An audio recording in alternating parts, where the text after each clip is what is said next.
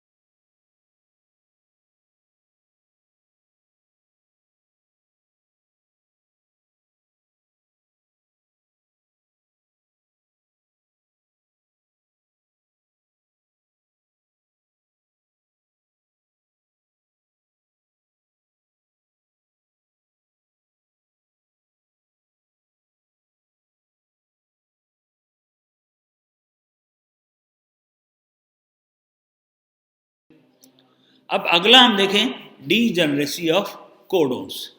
N amino acid can be coded for by more than one codon, this is called degeneracy of codons. यानी क्या हो रहा है कि बहुत सारे अमीनो एसिड एक से ज़्यादा कोड्स द्वारा भी डिनोटेड होते हैं या कोड किए जाते हैं। जैसे फॉर एग्जांपल फिनाइल एलेनिन है, तो ये 2 कोड के द्वारा कोड हो रहा है। दूसरा आपका ल्यूसिन, अगेन 6 कोड द्वारा कोडेड हो रहा है। देन आइसोलिसिन अगेन 2 कोड द्वारा कोड हो रहा है।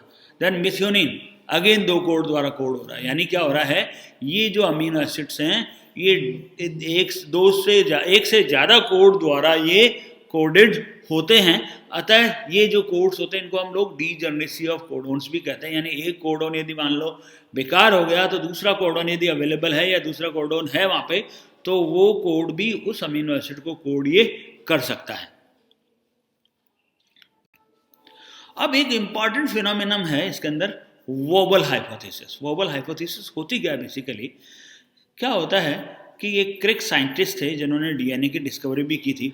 ठीक है, तो Crick postulated the wobble hypothesis to account for the degeneracy of genetic code. अब ये जो जेनेटिक कोड की डीजेनरेसी क्या होती है, ये इसके लिए इन्होंने कहा कि एक वाइबल हाइपोथेसिस दी।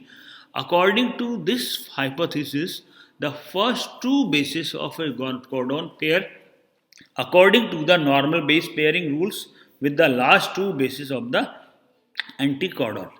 इनमें जो पहले जो 2 कोड्स है ना, 2 बेसिस हैं एक कोड के अंदर, जो शुरू वाले जो 2 बेसिस हैं वो हमेशा एंटीकोडॉन के लास्ट 2 बेस के साथ में नॉर्मल पेयरिंग करेंगे।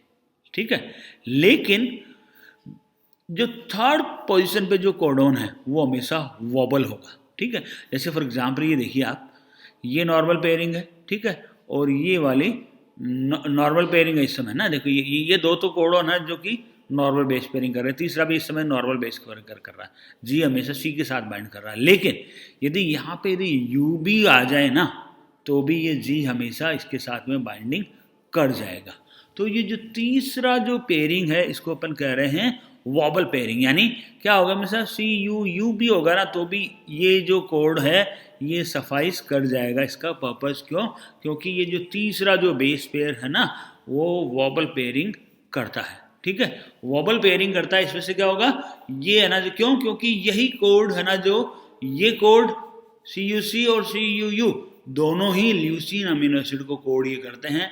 अतः थर्ड जो बेस होता है, उसकी जो बेस पेयरिंग होती है वो वोबल बेस पेयरिंग शो करता है, यानी वो अल्टरनेट पेयरिंग दूसरे बेस के साथ में भी वो कर सकता है। This wobble hypothesis explain degeneracy of the codons. और ये जो वोबल पेयरिंग होती है, इसी के बेस पे हम लोग डीजेनरेसी ऑफ कोडॉन्स को एक्सप्लेन कर सकते हैं। Wobble hypothesis explains the degeneracy of the genetic codon, that is existence of multiple codons for a single amino acid। और ये जो Wobble hypothesis होती है, उसी के बेस पर हम लोग degeneracy of the codons को एक्सप्लेन कर सकते हैं, जिससे कि एक से एक सिंगल अमीनो एसिड के लिए मल्टीपल codons रेस्पॉन्सिबल होते हैं। Although there are 61 codons for amino acids, the number of tRNA is far less, around 40, which is due to the wobbling. अब होता क्या है बेसिकली कि हमने देखा कि 3 कोड्स तो ऐसे हैं जो कि नॉन सेंस कोडॉन है, जिनको हम लोग स्टॉप कोडॉन्स भी कहते हैं। इसके अलावा 61 कोडॉन्स ऐसे हैं जो कि डिफरेंट अमीनो एसिड को कोड ये करते हैं। लेकिन इन 61 अमीनो एसिड के लिए ट्रांसफर आरएनए की संख्या केवल 40 ही होती है। इसका मतलब क्या है कि जो 40 जो ट्रांसफर आरएनए का जो एंटी कोडॉन रीजन है, वो इक्सेड कोडॉन के साथ में बाइंड कर सकता है। और वो क्यों होता है, क्योंकि जो उसका थर्ड बेस होता है वो वॉबल बेस पेयरिंग शो करता है। इस वजह से थर्ड बेस पेयर की वजह से क्या हो रहा है, ये जो कोडॉन्स है उनकी डीजेनरेसी होती है। बायोलॉजिकल सिग्निफिकेंस क्या होता है इसका डीजेनरेसी ऑफ कोडॉन्स का।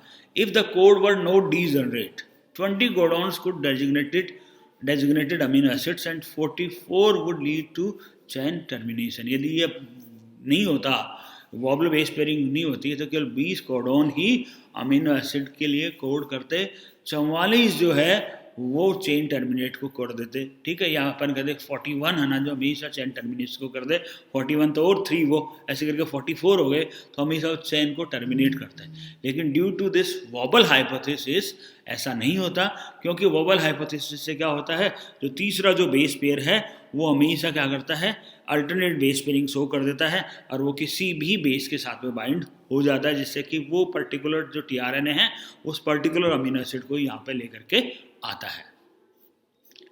The probability of mutating to chain termination would therefore be much higher with a non degenerate code. और जो इसकी जो चेन टर्मिनेशन की जो प्रोबेबिलिटी होती है वो है ना जो बहुत ही नॉन डीजेनरेट कोड के अंदर बहुत ही हायर होती है ना। लेकिन है ना जो ऐसा नहीं होता, क्योंकि है ना जो इसमें वोबल बेस पेयरिंग पाई जाती है, अतः इस वजह से चेन टर्मिनेशन की प्रोबेबिलिटी ज़्यादा नहीं होती है। अब हम देखें कि जेनेटिक इन्फॉर्मेशन का फ्लो क्या होता है। यदि हम ये देखें, ये आपका डीएनए है, ठीक है। डीएनए से क्या होता है, सबसे पहले ट्रांसक्रिप्शन होता है और उससे आरएनए का निर्माण होता है, ठीक है।